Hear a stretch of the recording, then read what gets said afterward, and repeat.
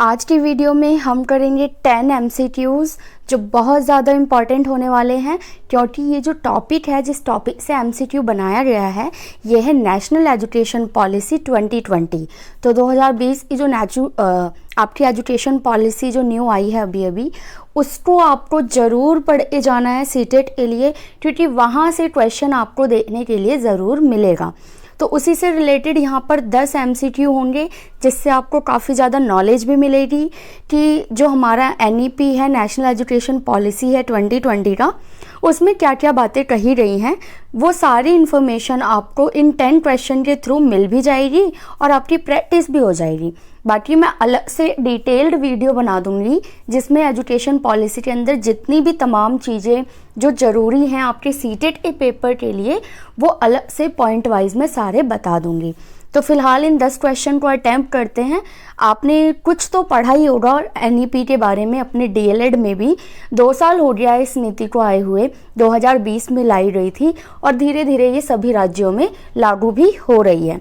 तो थोड़ा बहुत तो आपको पता ही होगा। तो यहाँ पर टेस्ट कर लीजिए कि किस तरीके से नेशनल एजुकेशन पॉलिसी से क्वेश्चन सीटेट के अंदर पूछे जा सकते हैं।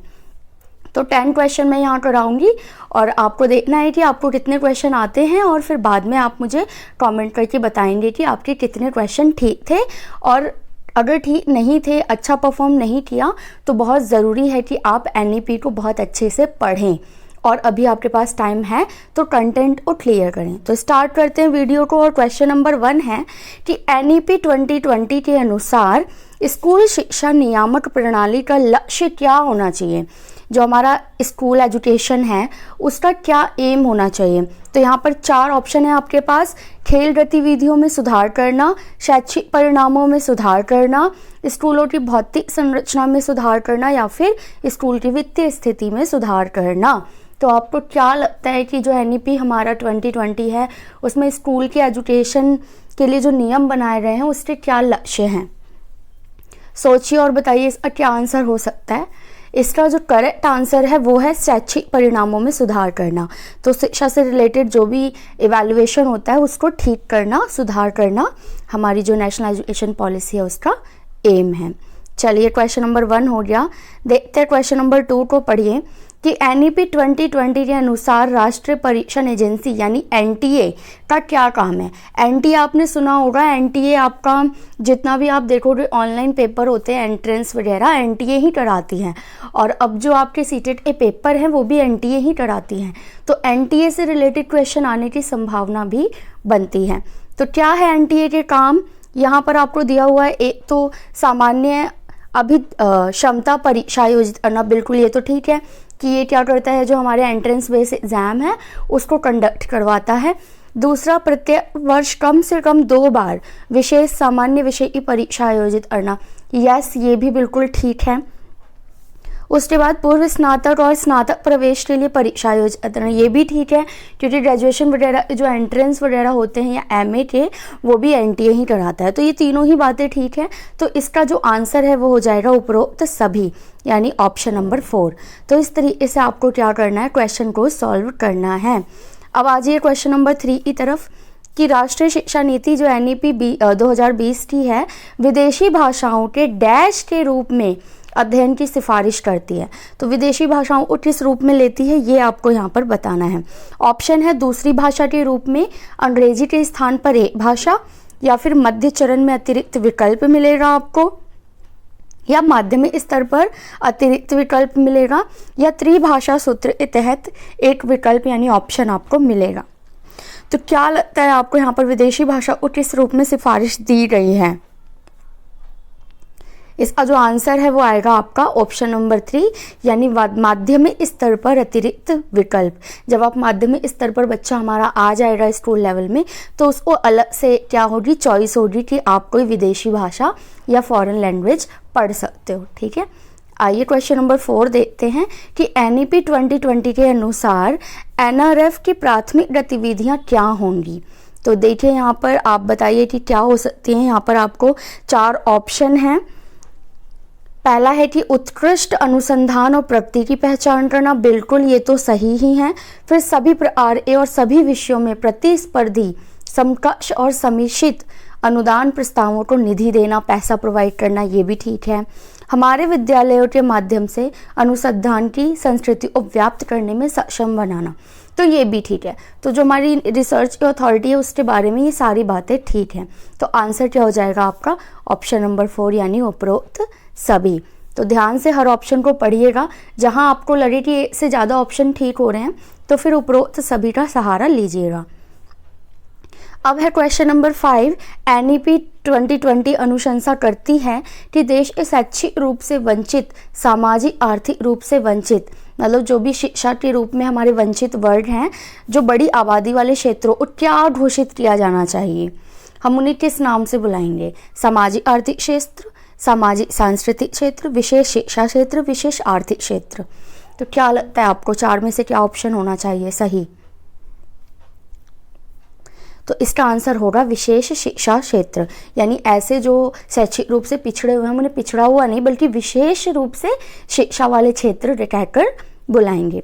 तो ये जो जनरल सी बातें हैं इनको ज़रूर ध्यान रखें। NEP से ना वर्ड्स भी उठ कर आ सकते हैं आपके पेपर में। अब देखिए क्वेश्चन नंबर 6 कि NEP 2020 में निम्नलिखित में से कौन सा चरण शिक्षकों की भर्ती और तैनाती के लिए नहीं उठाया गया है? आपको नेगेटिव पॉइंट ढूंढना है। तो पहला है 4 साल की एकीकृत B.Ed कार्यक्रमों की गुणवत्ता का अध्ययन करने के लिए देश भर में बड़ी संख्या में योग्यता आधारित छात्रवृत्ति की स्थापना की जाएगी। तो ये तो सही बात है, ये तो ठीक है, इसमें तो कोई गलती नहीं है। नेक्स्ट से शिक्षकों के स्थानांतरण को अधिक से अधिक बढ़ावा दिया जाएगा। तो क्या ये सही लग रहा है आपको कि हम मतलब इस टीचर्स होती है उनके बार बार हम ट्रांसफ़र करेंगे? तो ये किसी भी एंगल से ठीक नहीं लग रहा।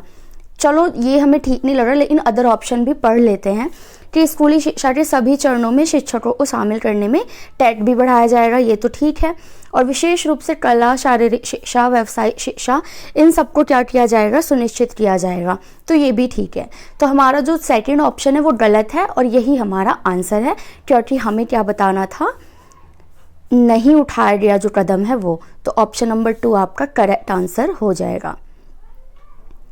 चलिए देखिए क्वेश्चन नंबर 7। NEP 2020 में निम्नलिखित में से कौन सा बच्चों के लिए स्वास्थ्य और पोषण उद्देश्य लक्ष्य नहीं है? तो आपको बताना है कि कौन सा लक्ष्य नहीं है। पहला, बच्चों के पोषण और स्वास्थ्य पर ध्यान दिया जाएगा, ये तो सही बात है।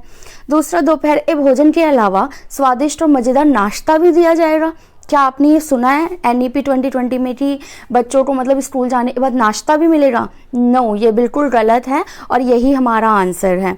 और बाकी भी आप चाहो तो पढ़ लो कि 100% टीकाकरण, ये सब तो ठीक ही है, और सभी स्कूली बच्चों को नियमित रूप से जांच होगी, ये भी ठीक है।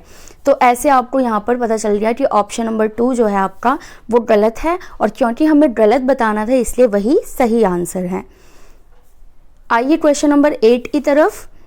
मैं फिर आपको कह रही हूँ कि ये जो क्वेश्चंस मैं आपको करा रही हूँ ये बहुत ही लेटेस्ट हैं और आपके अपकमिंग सीटेट एग्ज़ाम के लिए बहुत ज़्यादा इंपॉर्टेंट है, तो इन्हें ज़रूर करके जाइए। इसके अलावा भी कीजिए, बट इनको छोड़कर मत जाइए।